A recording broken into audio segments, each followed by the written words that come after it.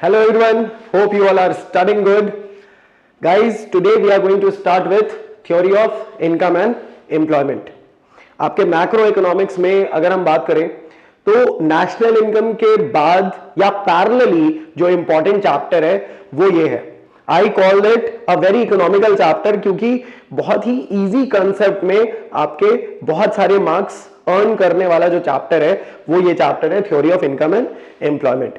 ठीक है, तो let's start with theory of income and employment. See, macro economics is known as dynamic economics. Macro economics जो आया ना सबसे पहले, जैसे इकोनॉमिक्स जब आया तो it was not bifurcated between micro economics और macro economics. To be honest, ये बाद में बटा था. ठीक है, रैगनर फ्रिच करके एक इकोनॉमिस्ट थे जिन्होंने बेसिकली डिवाइड किया था, ये टर्म कॉइन किया था कि भाई माइक्रो अलग करो, मैक्रो अलग करो. ऐसे स्टार्टिंग से कभी एडम स्मिथ ने ऐसे नहीं कहा था कि भाई माइक्रो इकोनॉमिक्स अलग है, मैक्रो इकोनॉमिक्स अलग है. Later on first world war के बाद एक सिचुएशन पैदा हुई थी वर्ल्ड में जिसको बोला जाता है ग्रेट डिप्रेशन. जो बच्चे नहीं जानते वो बस ऐसे समझ लो कि फर्स्ट वर्ल्ड वॉर हुआ था, राइट? और first world war was called great war at that time. तो उस वक्त ना लोग बहुत ज्यादा, मतलब लोगों को समझ में नहीं आ रहा था कि आगे क्या होगा क्या नहीं होगा, बट उसका जो रिएक्शन था, उसका जो रिपरकशन था वो था great depression. So we are not going into the history of means the time period between first world war and second world war. we just know कि एक ऐसा इकोनॉमिक फेज था जिसमें वर्ल्ड में इकोनॉमिक कंडीशंस बहुत ही ज्यादा बदतर हो गई थी, and that phase is known as great depression. Now great depression को सॉल्व करने के लिए अलग अलग लोगों ने अलग अलग चीजें दी थी, जिनमें से जो थ्योरी सबसे ज्यादा फेमस हुई थी वो थ्योरी थी किनकी? जॉन मेनार्ड केन्स की. जैसे आप देख रहे हो जॉन मेनार्ड केन्स. तो जो सबसे इंपॉर्टेंट थ्योरी थी वो इनकी थी, और वो थ्योरी को क्या कहलाई? Theory of income and employment. ऐसे तो ये पढ़ने के लिए बहुत ही डिटेल्ड वर्जन है, इसको अच्छा खासा पढ़ा जा सकता है, बट आपके लेवल पे, एकेडमिक लेवल पे या फिर सीयूईटी लेवल पे ये उतना ज्यादा डिटेल में नहीं जाना है. आपको बस इसका थोड़ा सा टच चाहिए, थोड़ा नॉलेज चाहिए कि भाई ये क्यों आया था. ठीक है, तो आ जाओ. This theory was given by John Maynard Keynes in his book the general theory of employment. Basically the general theory of employment, income, output, पूरा का पूरा बड़ा नाम है, बट ये ज्यादातर किस नाम से जाना जाता है? ये जाना जाता है द जनरल थ्योरी के नाम से जाना जाता है. किसने दिया था? जीएम केन्स के नाम से आप याद रखते हो. जीएम केन्स शॉर्ट है इसलिए याद रखना आसान होगा. ऐसे इनका नाम था जॉन मेनार्ड केन्स. ठीक है, कीन्स नहीं केन्स बोला जाता है. अब आगे समझना. His theory helped in solution of the great depression. अभी समझाया था द ग्रेट डिप्रेशन. डिप्रेशन वो नहीं, तुम लोग वाला डिप्रेशन नहीं, इकोनॉमिक डिप्रेशन की बात हो रही है. ठीक है, अभी he was against the idea of free market would automatically provide full employment. देखो बहुत सिंपल सी बात है. यहां पे क्या हो रहा था ना कि केन्स के पहले क्लासिकल और नियो क्लासिकल इकोनॉमिस्ट थे. मैं तुम्हारी भाषा में आता हूं, सिंपल ऐसे समझना. जो पुराने इकोनॉमिस्ट थे ना, उन्होंने क्या कहा था? उन्होंने ये कहा था कि भाई फ्री मार्केट रखो. फ्री मार्केट मतलब कैपिटलिज्म, है ना? कैपिटलिज्म सबको, सब किसी को पता है कैपिटलिज्म क्या होता है. There are 3 type of economic, capitalism, socialism और मिक्स्ड. तो कैपिटलिज्म जो है ना वो फ्री मार्केट कहता है. फ्री मार्केट मतलब गवर्नमेंट का इंटरफेरेंस उसमें नहीं रहेगा.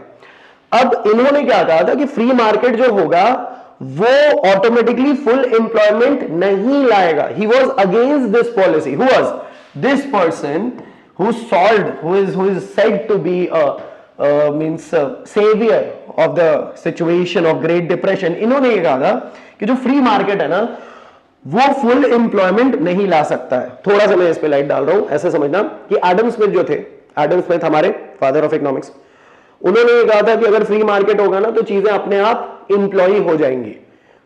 यानी अगर मैं एक प्रोड्यूसर हूं, मुझे प्रॉफिट चाहिए, तो क्या मैं कुछ भी नुकसान होने दूंगा? नहीं.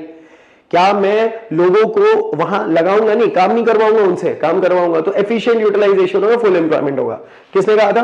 एडम स्मिथ ने कहा था. एनीवेज, ये एडम स्मिथ के आइडिया के खिलाफ थे, राइट?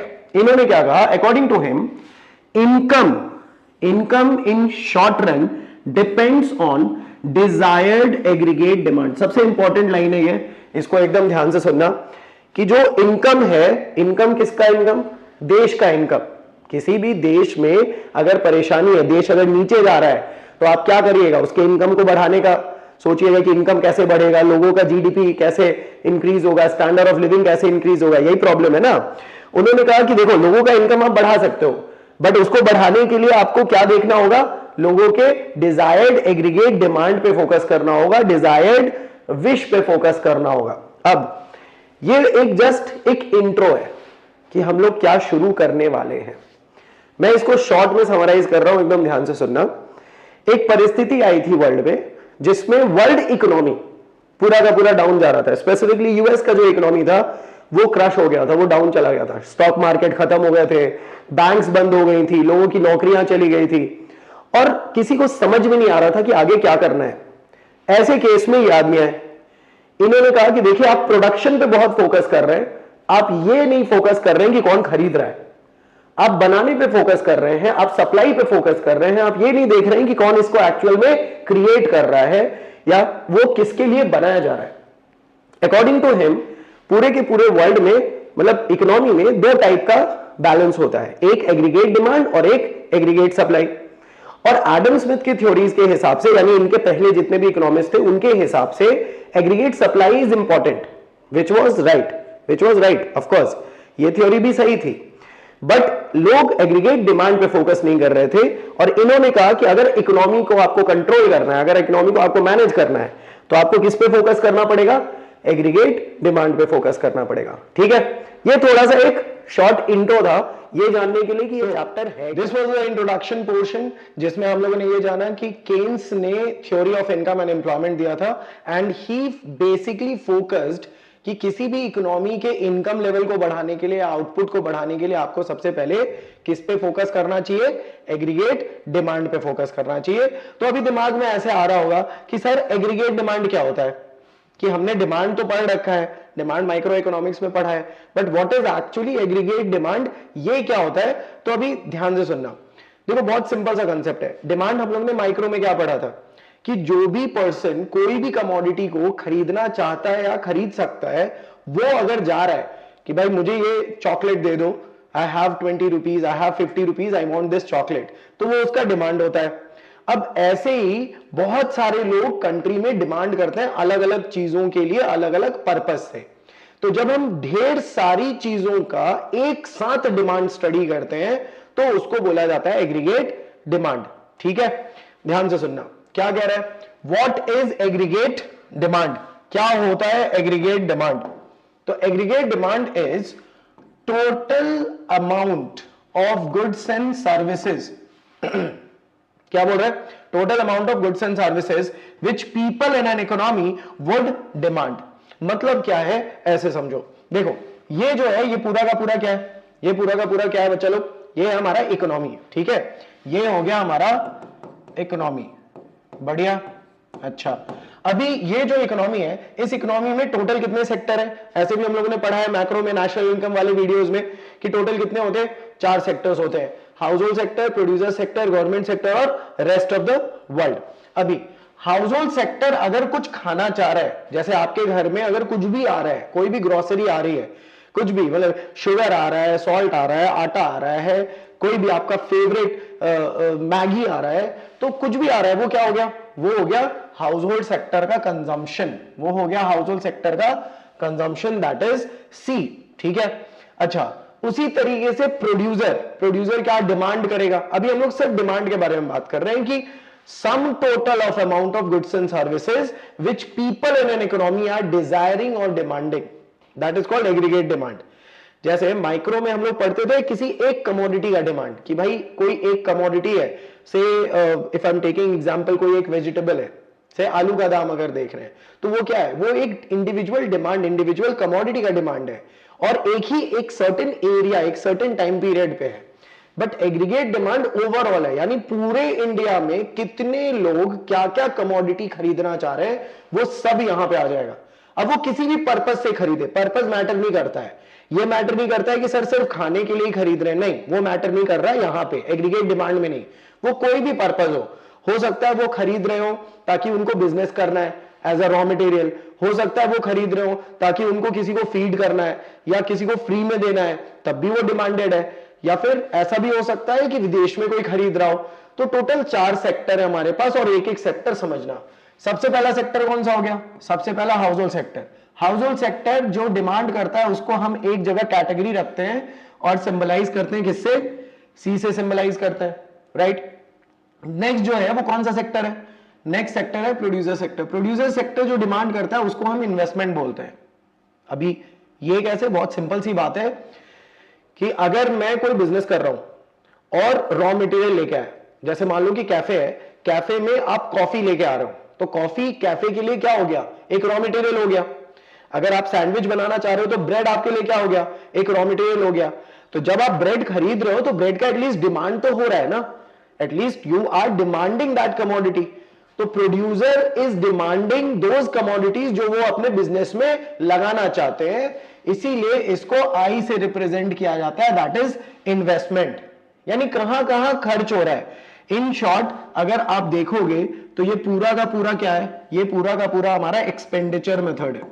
जिन बच्चों ने नेशनल इनकम पढ़ा है उनको ये चीज क्लियरली समझ में आता होगा कि ये कौन सा मेथड लिख दिया है सर ने? एक्सपेंडिचर मेथड लिख दिया है। कहीं ना कहीं सिंबॉलिक है कि अगर आप खर्च कर रहे हो किसी चीज में तो आप डिमांड कर रहे हो, तभी खर्च कर रहे हो। तो अगर हम खर्च को काउंट कर लेते हैं तो वो हमारा डिमांड हो जाएगा। बिल्कुल वही चीज चल रही है कि हाउस होल्ड के लिए क्या आ गया? सी। प्रोड्यूसर के लिए क्या आ गया? आई। गवर्नमेंट के लिए, गवर्नमेंट जब खर्च करती है कमोडिटीज पे तो उसको किससे रिप्रेजेंट करते हैं?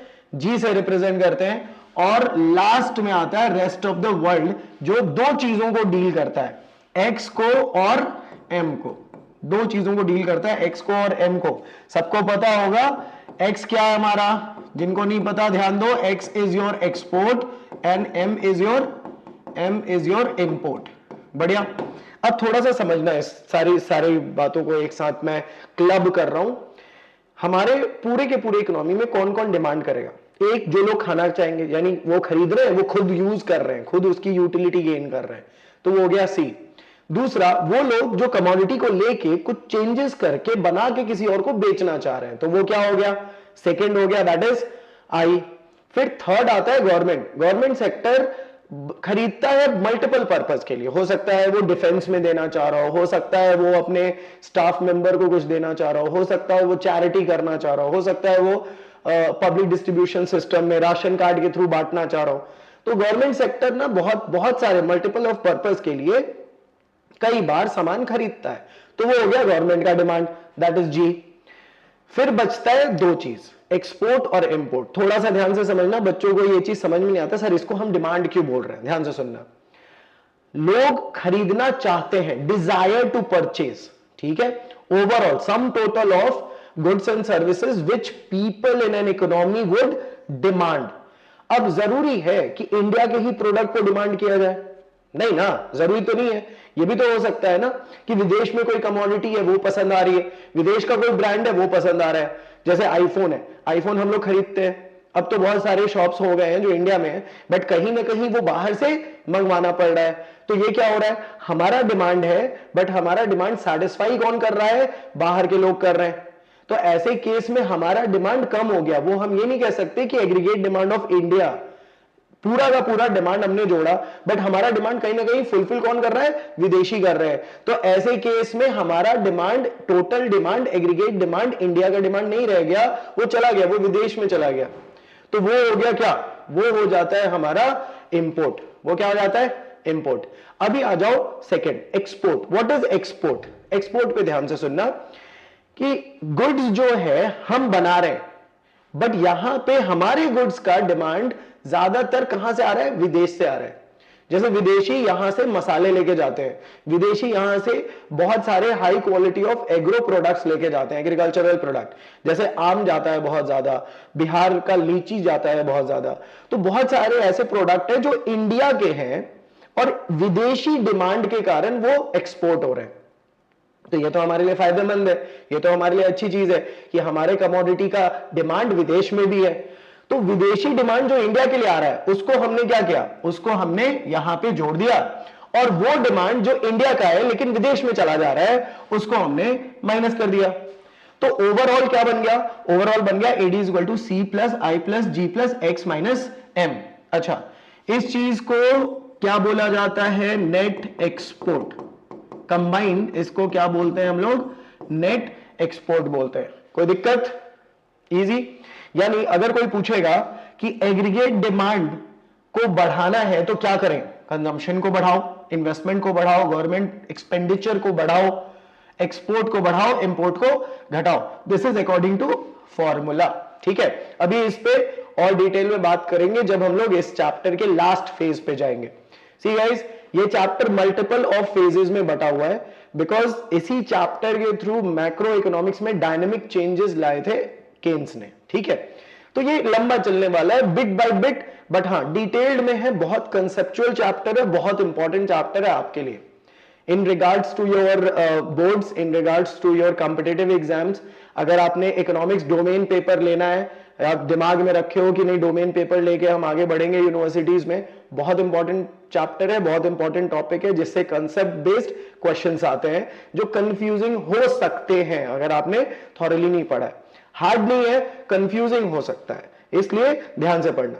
चलो, अब एग्रीगेट डिमांड के रिगार्ड में ना दो फॉर्मूला मार्केट में दिखता है।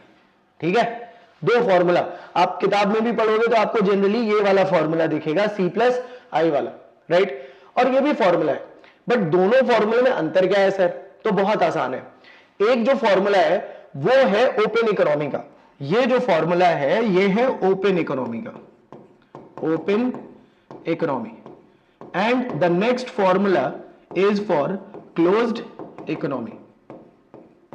अच्छा guys, a piece of advice, जब मैं आपको पढ़ा रहा हूं I want you to pause video, इसको लिख लो, लिखने के बाद जब मैं एक्सप्लेन कर रहा हूं तो मेरे साथ साथ लिखो। I know it is a long process but trust me, once done your concept will be sharp. Alright, आ जाओ। क्या कह रहा है? दो इकोनॉमी है, एक ओपन इकोनॉमी और एक क्लोज्ड इकोनॉमी। क्या अंतर होता है ओपन इकोनॉमी और क्लोज्ड इकोनॉमी में? ध्यान से सुनना। ओपन इकोनॉमी क्या है? जो ना सबके साथ है, सबके साथ, उसको दिक्कत नहीं है, वो एक्सपोर्ट कर रहा है, इंपोर्ट कर रहा है, मतलब ग्लोबलाइजेशन से अटैच्ड है।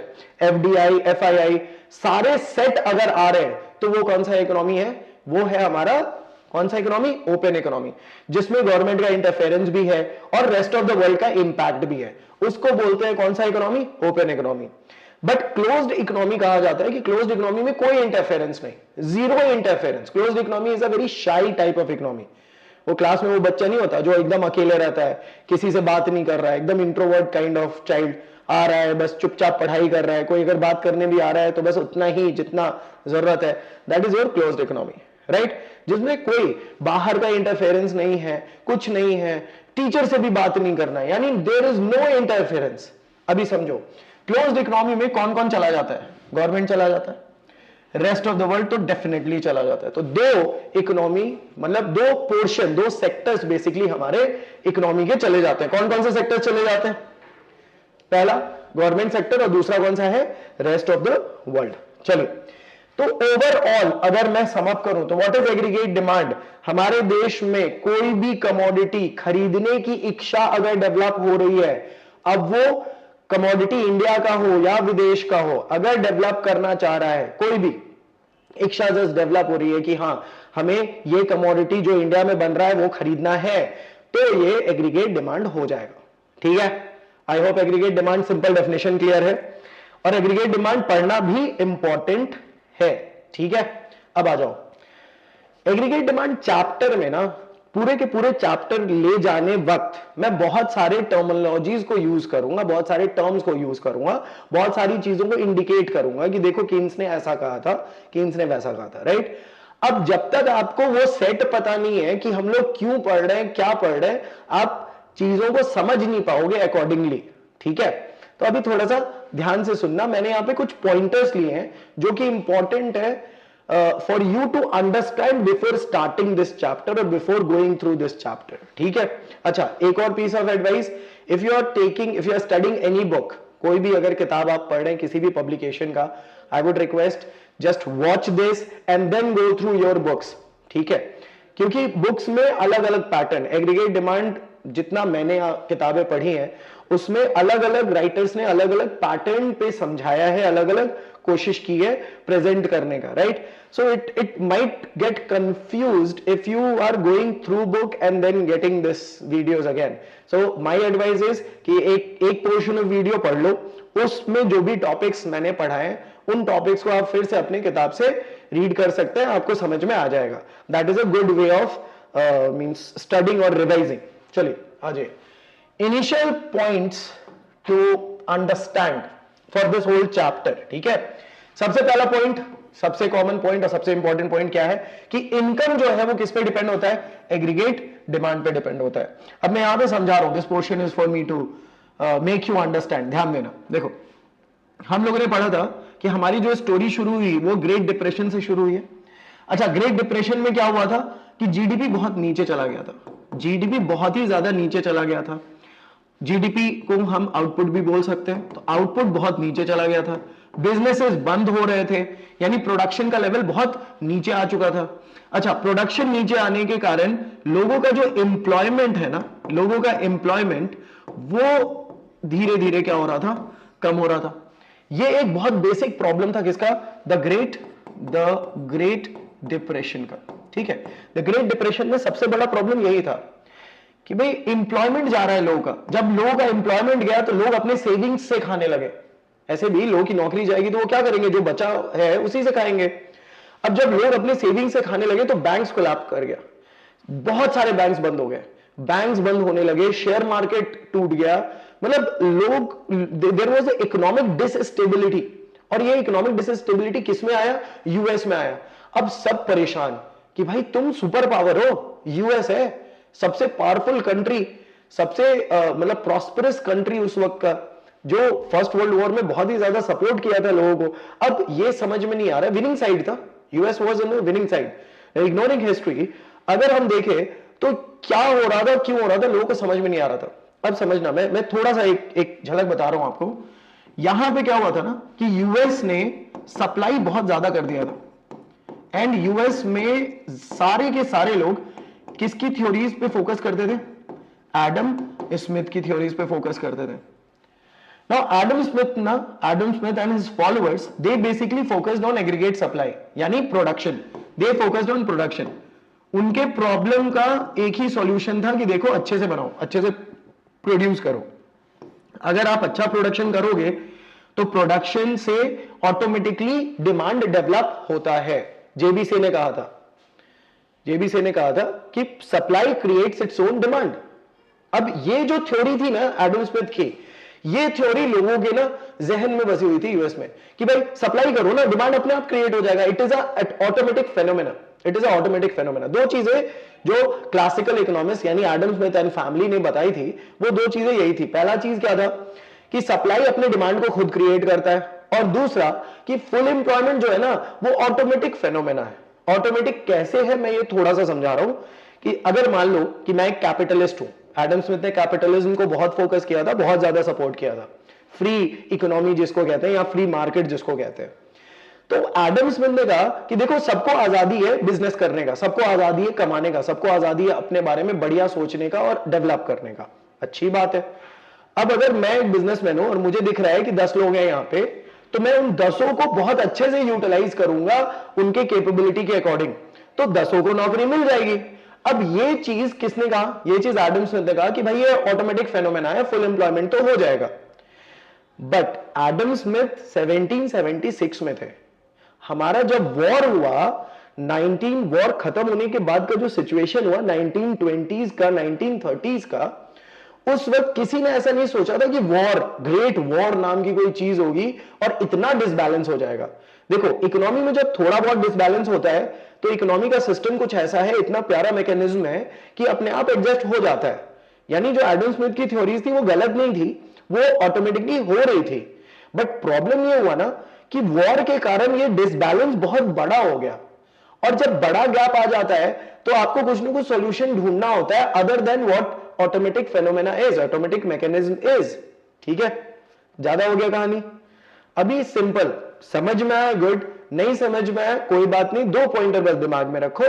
पहला पॉइंट है ये कि एडम स्मिथ या केन्स के पहले के लोग सप्लाई साइड पे फोकस करते थे, दे वर सप्लाई एडवोकेट्स, राइट। अच्छा, अभी दूसरा उनका ये पॉइंट था कि फुल एम्प्लॉयमेंट या इक्विलिब्रियम जो है ना वो ऑटोमेटिकली आ जाता है, उसमें टेंशन नहीं है, उसमें मतलब स्पेसिफिकली कुछ करने की जरूरत नहीं है। ये 2 पॉइंट दिमाग में रखना, ठीक है। एडम स्मिथ को काटते हुए, बेसिकली नॉट एग्जैक्टली काटते हुए, बट ये कहते हुए कि भाई ये ठीक है बट ये लॉन्ग रन फेनोमेना है। कौन सा फेनोमेना है? Long run. समझना पॉइंट यहां पे आ गया हमारा कि हम लोग जो ये पूरा थ्योरी पढ़ेंगे वो थ्योरी किस रन में होगा? शॉर्ट रन में होगा। अच्छा बेटा, शॉर्ट रन क्यों? देखो, केन्स ने कहा कि सर आप जो बोल रहे हैं, केन्स सेड कि Adam Smith theory is not wrong, he simply said कि आप जो कह रहे हैं वो गलत नहीं है, बट ये काम करने में समय ले लेगा, ये काम करने में बहुत बहुत ज्यादा टाइम ले लेगा, और जब ये बहुत ज्यादा टाइम ले लेगा ना तो हम अभी होने वाले कॉन्सिक्वेंसेस को रोक नहीं पाएंगे। जैसे ऐसे समझना कि अगर किसी आदमी को हार्ट अटैक आया है तो आप क्या करिएगा? उसको तुरंत हॉस्पिटल ले जाइएगा, तुरंत इंजेक्शन लगाइएगा, तुरंत जो भी टेक्निकल टर्म होता है उसको हेल्प आउट करिएगा तुरंत, राइट। आप एक्शन लीजिएगा। आप यहां बैठ के उसको ये एडवाइस नहीं ना करिएगा कि सुबह उठना चाहिए, मॉर्निंग वॉक करना चाहिए, एक्सरसाइज करना चाहिए, ब्लड सर्कुलेशन ठीक रहेगा, स्ट्रेस नहीं लेना चाहिए। ये सारी चीजें गलत नहीं है, बट ये लॉन्ग टर्म है, इसका इफेक्ट लॉन्ग टर्म में दिखेगा। We need quick solution, we need short term solution. तो केन्स ने एक थ्योरी बनाई जो किस टर्म के लिए थी? शॉर्ट टर्म के लिए थी। और उन्होंने कहा कि शॉर्ट टर्म में आपको किसमें फोकस करना जरूरी है? शॉर्ट टर्म में आपको एग्रीगेट डिमांड पे फोकस करना ज्यादा जरूरी है, क्योंकि एग्रीगेट डिमांड किसको बढ़ाएगा? एग्रीगेट डिमांड इनकम को बढ़ाएगा। किसको बढ़ाएगा? एग्रीगेट डिमांड इनकम को बढ़ाएगा। आई होप ये एक्सप्लेनेशन आपको समझ में आए। लिखना होगा तो इसको लिख लेना, मैं इसको क्लियर कर रहा हूं because I need this space for explanation. ठीक है, पहला पॉइंट ये आ गया। अभी देखो, एग्रीगेट डिमांड का फॉर्मूला हम लोगों ने क्या पढ़ा? एग्रीगेट डिमांड का फॉर्मूला हम लोगों ने क्या पढ़ा? AD is equal to C plus I. अच्छा, इसमें कंजम्पशन है। क्या है? कंजम्पशन। कंजम्पशन मेजर इंपैक्ट डालता है किसके ऊपर? किसके ऊपर डालता है? एग्रीगेट डिमांड के ऊपर डालता है। ठीक है, उन्होंने कहा कि डिमांड किसको अफेक्ट करेगा? ओवरऑल जीडीपी को अफेक्ट करेगा, और एग्रीगेट डिमांड का एक मेजर कंपोनेंट क्या है? सी है। तो हम लोग क्या करेंगे? पहले कंजम्पशन के नेचर को पढ़ेंगे, फिर इन्वेस्टमेंट के नेचर को पढ़ेंगे, और उन दोनों का इंपैक्ट इनकम पे कैसे आ रहा है वो देखेंगे, and then will jump back to aggregate demand. ठीक है, इसी पैटर्न में हम लोग जाने वाले हैं। रीड करना, major component of aggregate demand is consumption. We need to study relation between income and consumption. ये हम लोग का एक मेजर टॉपिक होने वाला है, relation between income and consumption. ठीक है, अच्छा, इनकम को क्या माना गया? इनकम को 45 डिग्री माना गया। थोड़ा सा ध्यान से सुनना।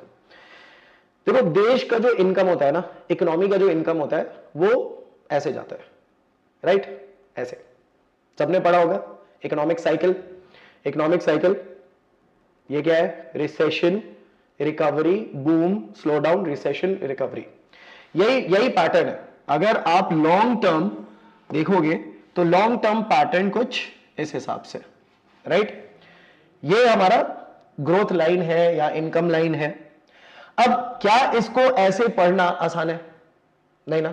क्या इसको ऐसे समझाना लोगों को आसान है कि देखो भाई ये इनकम हमारा आता है? नहीं, बहुत मुश्किल है। बट इससे ये तो समझ में आना ना कि ग्राफ ऊपर जा रहा है। इससे ये क्लियर है कि ग्राफ हमारा क्या जा रहा है? ऊपर जा रहा है। तो केन्स ने सिंपल कहा कि सीधा कर लेते हैं, let's not make it too complicated. इसके कर्व्स को हम क्या करते हैं? सीधा कर लेते हैं। अब अगर आप ध्यान से देखो तो ये जो ग्राफ है, इस ग्राफ का एंगल 45 डिग्री बना है।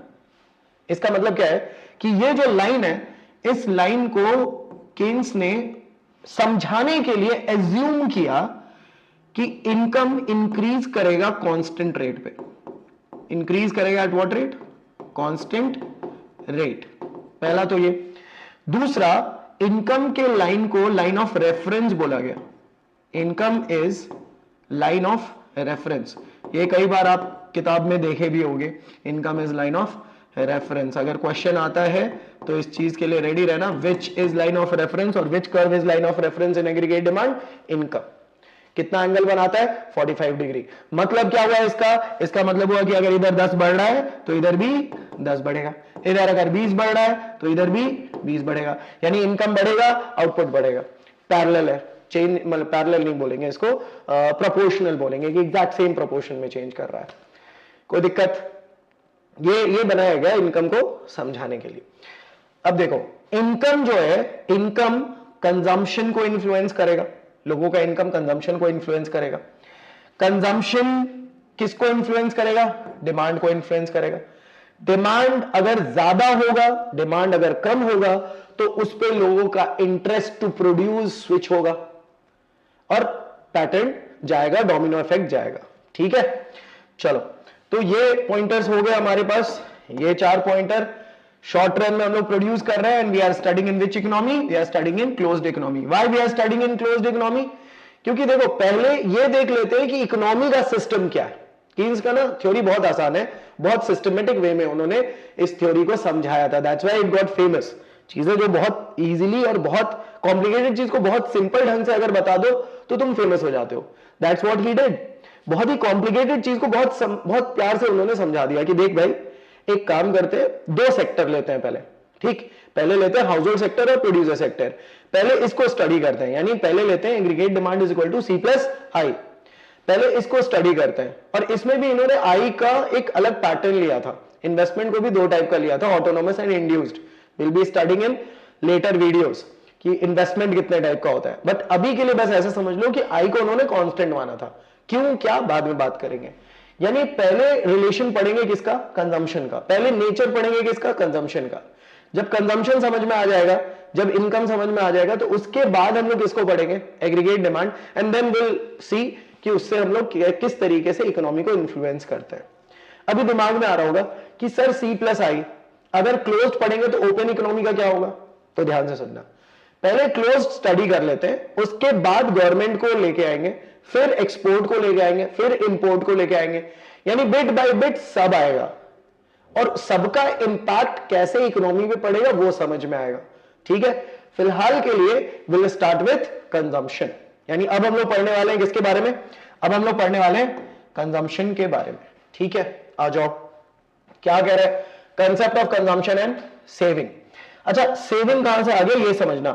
देखो, इनकम है हमारे पास, ये है इनकम। इनकम 2 पार्ट में बढ़ता है, एक कंजम्पशन और एक सेविंग।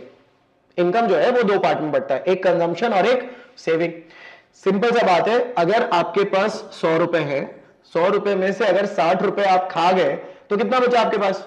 40 आपका हो गया सेविंग। वेरी सिंपल थ्योरी कि whatever you have, you divide that into 2 parts. Either you eat it or you save it. So if you are eating, that is your consumption. If you are not eating, if you are saving it for future, it is savings. तो 2 part में जाता है। Done. इसी से formula बन गया, इसी से हमारा फॉर्मूला बन गया y is equal to c plus s. Income is equal to consumption plus saving. Read करना मेरे साथ। Income in an economy is either consumed, या तो खाया जाएगा या तो बचाया जाएगा। सिंपल सी बात है। इसका मतलब है कि इनकम का जो रिलेशन है, income is connected with consumption and saving. अब ये समझो, ये तो क्लियर हो गया कि इनकम है, जितना खाएंगे जितना बचाएंगे, बट कितना खाएंगे कितना बचाएंगे, और अगर इनकम बढ़ेगा तो क्या होगा, अगर इनकम घटेगा तो क्या होगा। ये बहुत सारे सवाल दिमाग में कि सर ये तो समझ में आ गया कि इनकम का 2 पोर्शन है, बट कितना पोर्शन खाएंगे कितना पोर्शन बचाएंगे, क्या ये इन्फ्लुएंस करता है? तो यस, ये नेचर है। ये क्या है? ये इकोनॉमी के नेचर को सिंबलाइज करता है। अभी इस पे बात करते हैं। There is a relation between income, consumption and saving.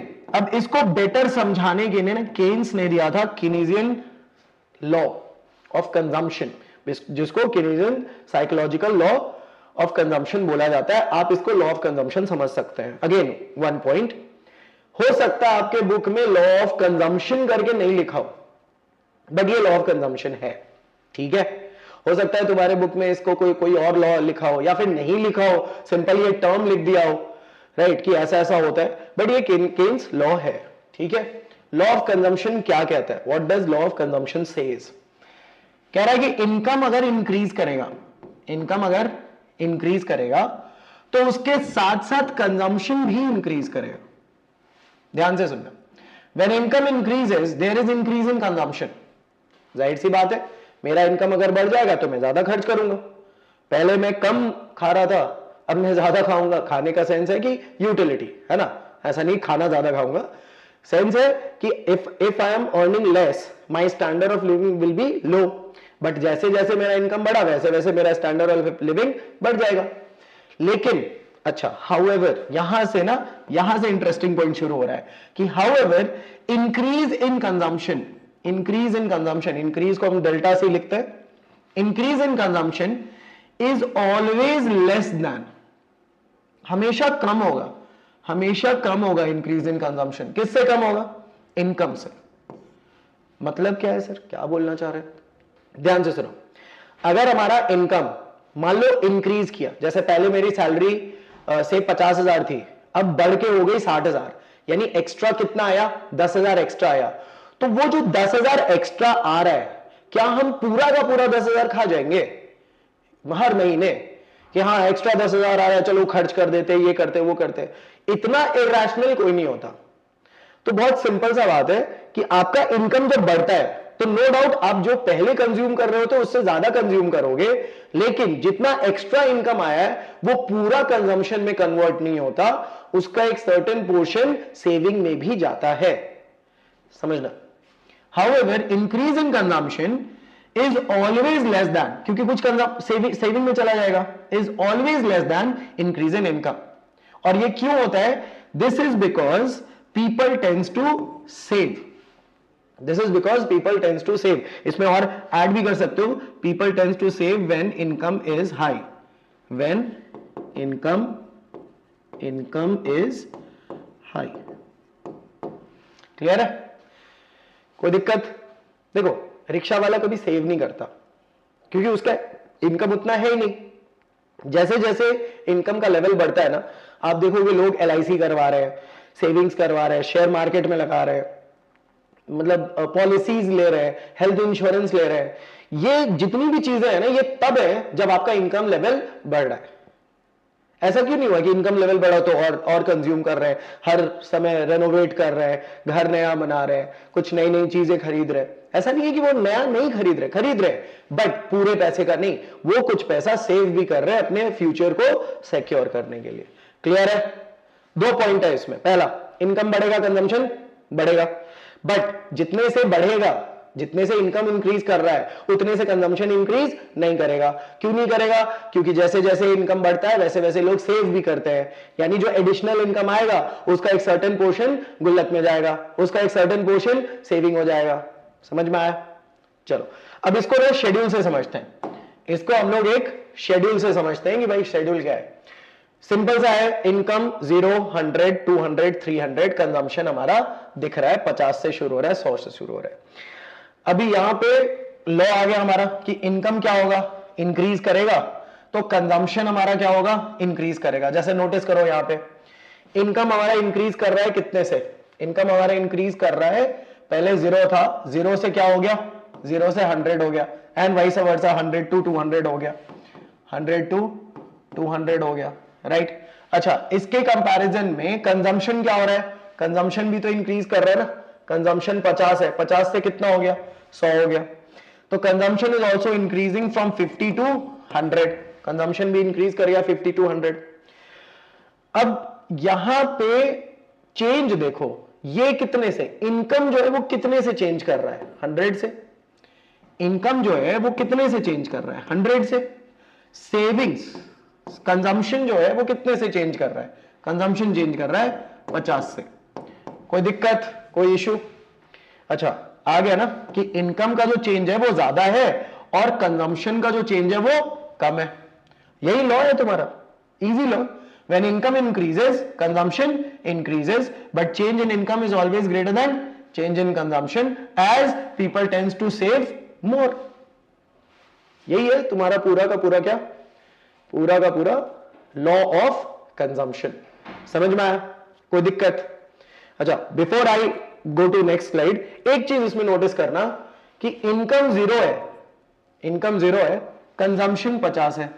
अब दिमाग में आ रहा होगा सर ये कैसे हो गया, इनकम हमारा है ही नहीं, हम कंज्यूम कैसे करेंगे? तो बहुत सिंपल सा चीज है कि जब आपका इनकम क्या है 0, तब भी आप कुछ खाओगे ना, ऐसा थोड़ी है कि आपका इनकम नहीं है तो आप कुछ नहीं खाओगे। तो whatever you are eating, whatever you are consuming, even though your income is 0, इसको कहते हैं ऑटोनॉमस कंजम्पशन। वहां पे अगर आप लिख रहे हो तो लिख लेना, इसको कहते हैं ऑटोनॉमस कंजम्पशन। कोई दिक्कत, समझ में आया?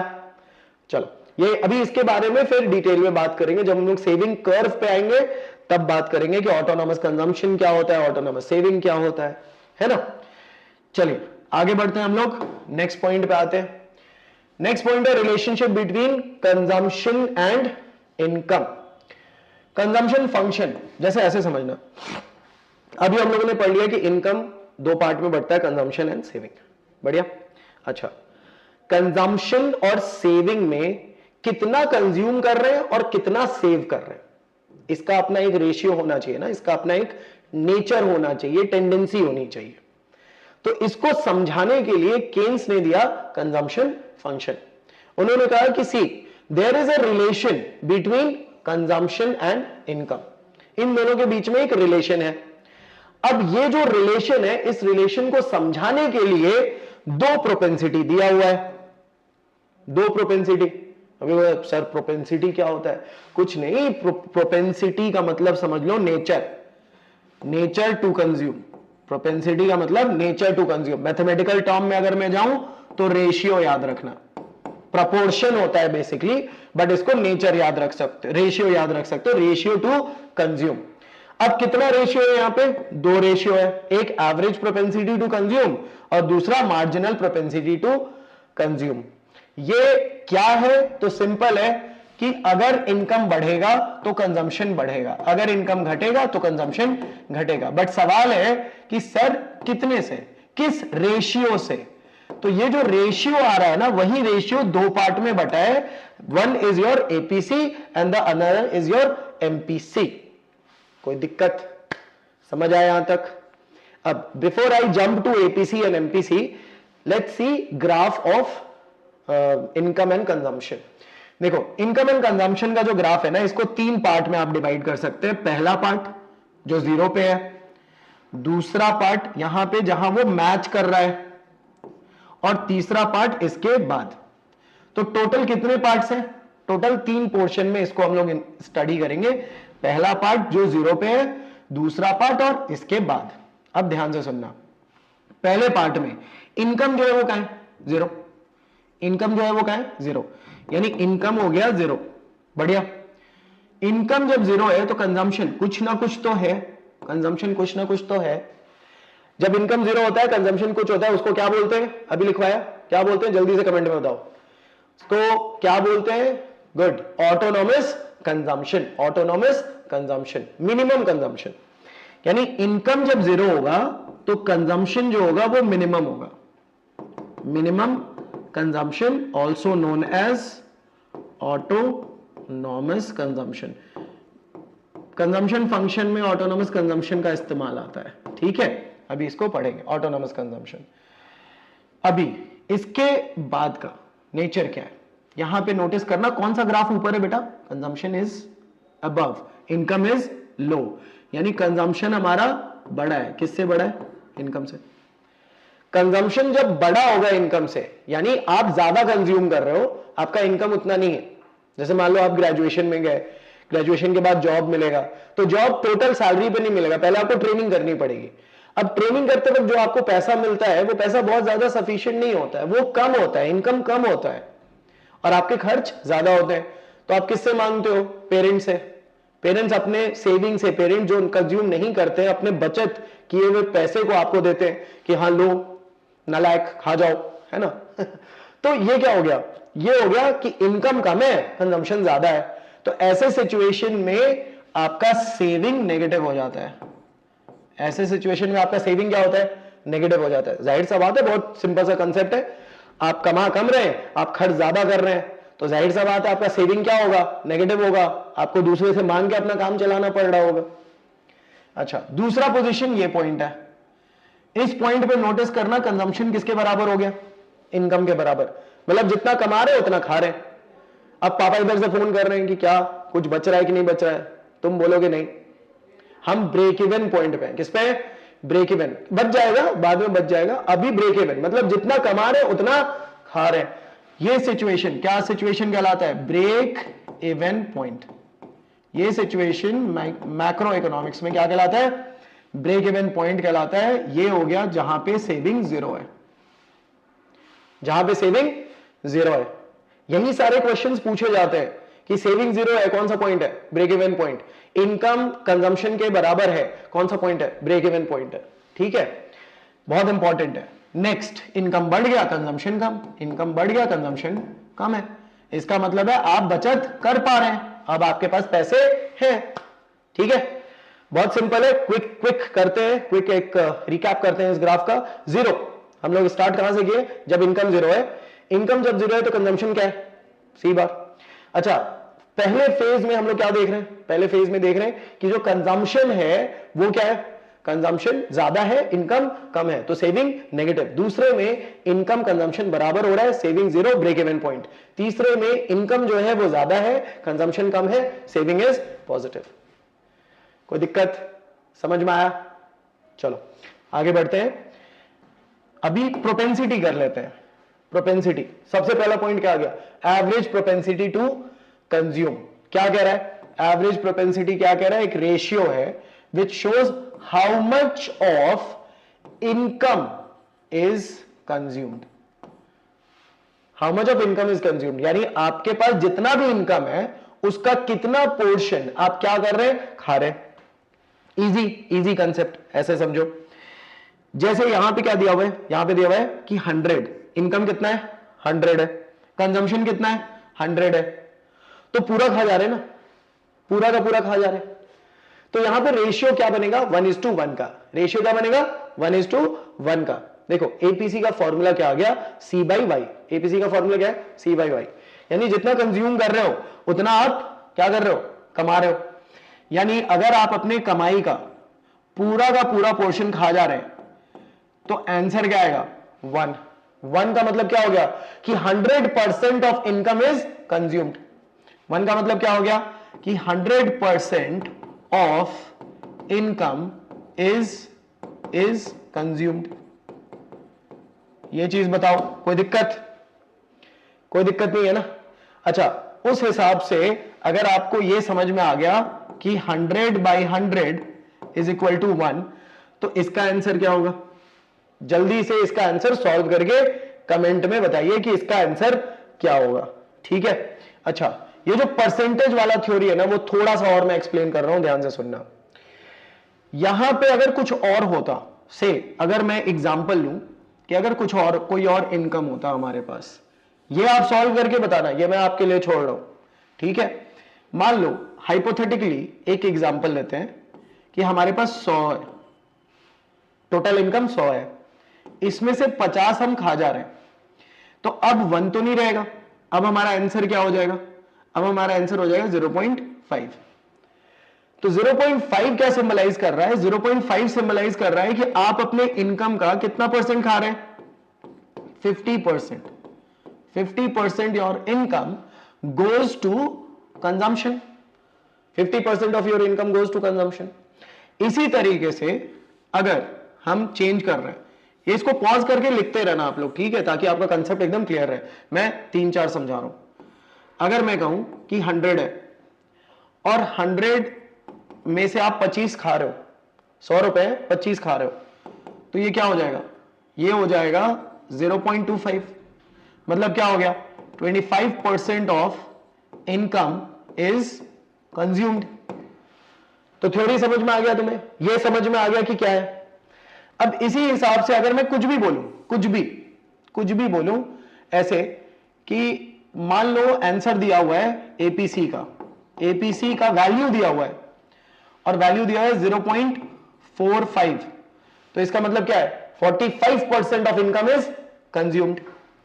अगर मेरा वैल्यू दिया हुआ है 0.08, तो इसका मतलब क्या हो गया कि 8% ऑफ इनकम इज कंज्यूम्ड। यानी आपको ना 2 डेसिमल प्लेस तक देखना है और परसेंटेज लगा देना है, या फिर अगर परसेंटेज दिया है तो उसको कन्वर्ट कर लेना है। समझ में आ रहा है? कोई दिक्कत? इस टाइप के क्वेश्चंस पूछे जाते हैं, आई एम प्रिपेयरिंग यू। ठीक है, चलो अभी आ जाते हैं हम लोग किसमें, आ जाते हैं मार्जिनल प्रोपेंसिटी टू कंज्यूम में आ जाते हैं। देखो बड़ा इंटरेस्टिंग सा चीज है, दोनों को इसीलिए मैंने यहां पे लिखा है ताकि आप कंपेयर करके पढ़ो। क्या कह रहा है यहां पे? रेशियो है, यहां भी क्या है? रेशियो है। बढ़िया sir. Which shows how much of income is, which shows how much of additional income. अच्छा, सेम है अलग अलग है? अच्छा, अलग अलग है सर। कैसे अलग हो गया? यहां पे पूरे इनकम को लिया जा रहा है, यहां पे टोटल इनकम को लिया जा रहा है, यहां पे चेंज इन इनकम को लिया जा रहा है, तो दोनों तो अंतर है ना। फॉर्मूला भी देख लो, यहां पे C बाई वाई, यहां पे आ गया डेल्टा, यहां पे आ गया डेल्टा। देखो बहुत सारे बच्चों को पता होता है, जिनको पता नहीं होता उनके लिए लिख रहा हूं, ठीक है? जिनको पता है बढ़िया, खुश रहो। नेक्स्ट क्या है? डेल्टा। डेल्टा मतलब चेंज, तो change in Y, change in C by change in Y. अब कैलकुलेट अगर करोगे तो कैसे कैलकुलेट होगा कि यहां पे अगर एमपीसी निकालना है, पहले लेवल पे तो कुछ नहीं होगा क्योंकि इसके ऊपर का पता नहीं है, तो चेंज कैसे निकालोगे? ऊपर का जानना जरूरी है ना, बट यहां पे चेंज निकल जाएगा। कंजम्पशन कितने से चेंज कर रहा है? 50 से। कंजम्पशन कितने से चेंज कर रहा है? 50। इनकम कितने से चेंज कर रहा है? 100 से। तो 50 बाई 100, आंसर क्या आया? आंसर आया 0.5। 0.5 का यहां मतलब क्या हो गया? 0.5 का यहां मतलब हो गया कि 50% ऑफ एडिशनल इनकम। अभी तक मैं यहां पे क्या लिख रहा था? अभी तक मैं यहां पे क्या लिख रहा था? 50% ऑफ इनकम, 30% ऑफ इनकम, है ना? यहां पे क्या आ जाएगा? 50% of additional income is consumed, है ना? Additional income is consumed. So ये है एमपीसी। एमपीसी मार्जिनल हमेशा किसको स्टडी करेगा? चेंज को। एवरेज हमेशा किसको स्टडी करेगा? टोटल को। ये डिफरेंस क्लियर रखना। एक है एपीसी, एक है एमपीसी। एपीसी का फॉर्मूला हो गया सी बाई वाई, एमपीसी का फॉर्मूला हो गया delta C by delta Y. बढ़िया। अब ध्यान से सुनना, कंजम्पशन कर्व का जो स्लोप होता है, स्लोप मतलब कैसे वो चेंज कर रहा है, किस रेशियो से चेंज कर रहा है, वो स्लोप एमपीसी होता है, मार्जिनल प्रोपेंसिटी टू कंज्यूम होता है। ठीक है, एमपीसी होता है, मार्जिनल प्रोपेंसिटी टू कंज्यूम। कोई दिक्कत? समझ में आया यहां तक? चलो, तो अभी हम लोग इसके बाद आगे बढ़ते हैं। लास्ट चीज है, लास्ट पोर्शन है, कंजम्पशन का पूरा इक्वेशन खत्म हो जाएगा इसके साथ। तो थोड़ा सा और पेशेंस रख के ध्यान से इसको पढ़ लो, और बहुत इंपॉर्टेंट है, इससे क्वेश्चंस आते ही आते हैं इस फॉर्मूले से, है ना? देखो, कंजम्पशन निकालने का ना, कंजम्पशन निकालने का एक लीनियर इक्वेशन दिया हुआ है, एक लीनियर फंक्शन बनाया किसने? केन्स ने। केन्स ने बनाया C is equal to A plus B Y. कुछ बुक्स में यह दिया हुआ है C is equal to C bar plus B Y. तो ये सेम है, सेम है, ऐसा नहीं है कि अलग अलग है, कुछ भी और दे दे। देखो, ये जो वर्ड्स है ना, सिंबल्स है, ये कुछ भी ले सकते हो, कुछ भी बोल सकता है। C इज इक्वल टू से P प्लस क्यू वाई, कुछ भी बोल सकता है। फॉर्मेट देखना, फॉन्ट देखना कि भाई इस टाइप का है और क्या बोल रहा है कंजम्पशन, तो वो सेम है। ठीक है, अब समझो, C का मतलब क्या हो गया? C is your consumption. C यहां पे क्या है? कंजम्पशन है। A जो है वो ऑटोनॉमस कंजम्पशन। अभी बताया था कि इनकम जब जीरो होता है तब भी हम लोग कुछ ना कुछ खाते हैं, और जो खाते हैं वो हमारा मिनिमम कंजम्पशन होता है कि भाई इतना तो खाना ही खाना है, चाहे जो हो जाए, इतना खाना जरूरी है सरवाइव करने के लिए, जिंदा रहने के लिए, इतना कंजम्पशन जरूरी है। That consumption is your autonomous consumption. ठीक है, तो वो हो गया हमारा ए, वो जरूरी है। B is your slope. Slope मतलब किस रेशियो से कंजम्पशन कर्व चेंज कर रहा है, और अभी समझाया मैंने कि जो स्लोप है जिससे कंजम्पशन कर्व चेंज करता है उसको हम क्या बोलते हैं? एमपीसी। यानी ये जो बी है ना, ये बी है हमारा एमपीसी, ये हो गया हमारा ऑटोनॉमस कंजम्पशन। ठीक है, और वाई तो वाई है। वाई क्या होता है हमारा? वाई हमारा इनकम है। बताया था ना, वाई हमारा इनकम है। इकोनॉमिक्स में आई इन्वेस्टमेंट होता है, वाई इनकम होता है। लोग कंफ्यूज करते हैं, बट याद रखना, क्या कर सकते हैं, इसको याद रखने वाली चीज है। वाई हमारा इनकम है। कोई दिक्कत? आसान है, फॉर्मूला बहुत सिंपल है। अब क्वेश्चन कैसा आता है? जनरली बच्चे बोलते हैं सर किस टाइप का क्वेश्चन आता है। वैसे क्वेश्चन का मैं एक अलग सीरीज बनाऊंगा, बट किस टाइप का क्वेश्चन आता है अभी यहां पे देखो। क्या कह रहा है? Find out the level of consumption if income level is 1000 and consumption equation is as follows. एक इक्वेशन आपके पास दिया हुआ है। अब इसी में थोड़ा सा समझना, इसमें थोड़ा सा आप समझना कि ये क्या है। ये 200 क्या है? ये 200 हो गया आपका ए। ये 200 क्या है? ए है ना? ए या फिर सी बार, जिसको क्या बोलते हैं? ये क्या है हमारा? ये है हमारा ऑटोनॉमस कंजम्पशन। बढ़िया।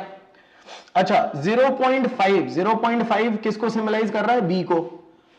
ये हमारा स्लोप है कंजम्पशन कर्व का, जो कि क्या है? एमपीसी है। कोई दिक्कत? अभी समझाया था, स्लोप है एमपीसी। और वाई तो वाई होता है। अब वाई का वैल्यू दिया हुआ है कितना? 1000। बहुत सिंपल है, कंजम्पशन निकालने के लिए आप क्या करिए, पहले आप फॉर्मूला लिख दीजिए, सी बार प्लस बी वाई होता है, या फिर ए बार, वॉट एवर जो भी लिखना है। फिर C is equal to value place कर दो सबका, 200 plus B is your 0.5 and Y is your 1000। Done. 0.5 बताया 50% ऑफ इनकम, तो ये 50% क्या हो जाएगा? ये हो जाएगा 500। टोटल वैल्यू आ गया 700। यानी हमारा कंजम्पशन जब इनकम का लेवल कितना है? इनकम का लेवल 1000 है, तो हमारा कंजम्पशन कितना है? कंजम्पशन 700 है अकॉर्डिंग टू दिस इक्वेशन। कोई दिक्कत? अब कुछ सवाल जो होते हैं ना, उसमें इसी में सेविंग पूछ देगा, ये नहीं पूछेगा, सब दे देगा ऐसे ही। यहां पे बस क्वेश्चन को रिप्लेस क्या कर देगा? Find out the level of saving when income level is 1000 and consumption equation is this. तो कोई दिक्कत नहीं है, अगर यहां सेविंग भी दे देता कोई दिक्कत नहीं है। क्या करते? चुपचाप से पहले कंजम्पशन निकालते, माइनस कर देते। जैसे यहां पे सेविंग क्या हो जाएगा? यहां पे सेविंग हो जाएगा 300, क्योंकि अभी पढ़ा है ना, see Y is equal to C plus S. समझ आ रहा? कोई दिक्कत? तो ये है हमारा पूरा का पूरा कंजम्पशन सेट। ठीक है, अब आ जाओ नेक्स्ट जो है, नेक्स्ट लेक्चर के लिए मैं आपको बस बता दे रहा हूं कि क्या क्या टॉपिक मैं पढ़ाऊंगा। अभी तक के लिए ये ठीक है। नेक्स्ट डे हम लोग क्या क्या करेंगे? अभी हम लोगों ने सिर्फ कंजम्पशन और इनकम के बारे में पढ़ा है। अभी हम लोग पढ़ेंगे सेविंग कर्व और इनकम के बारे में, कि सेविंग कर्व कैसे डिराइव होता है, इसके बारे में। फिर relation between saving and income, जिससे दो चीजें आती है, जैसे पढ़ा ना अभी प्रोपेंसिटी, कंजम्पशन का 2 प्रोपेंसिटी है, उसी तरीके से सेविंग का भी 2 प्रोपेंसिटी है। सेम, ऑलमोस्ट सेम, उसमें बहुत ज्यादा समय नहीं लगेगा। अगर ये अच्छे से समझ गए हो तो उसमें बहुत ज्यादा दिक्कत नहीं आएगी, वो ऑलमोस्ट सेम है। और लास्ट में सेविंग फॉर्मूला, जैसे कंजम्पशन का फॉर्मूला है वैसे ही सेविंग का फॉर्मूला। सो होप आपको ये पूरा का पूरा जो लेक्चर है वो अच्छे से समझ में आया। होप आपने पेन डाउन कर लिया है, एंड इससे रिलेटेड कुछ क्वेश्चंस जो हैं वो भी आप देख सकते हो जो कंजम्पशन से रिलेटेड है। अगर कोई क्वेश्चन ऐसा है जो आपको समझ में नहीं आ रहा है, you can definitely comment and I will reply. So thank you for watching, and please help those people जिनको इनकी जरूरत है, please share, and that's it. Keep studying and happy learning. Thank you.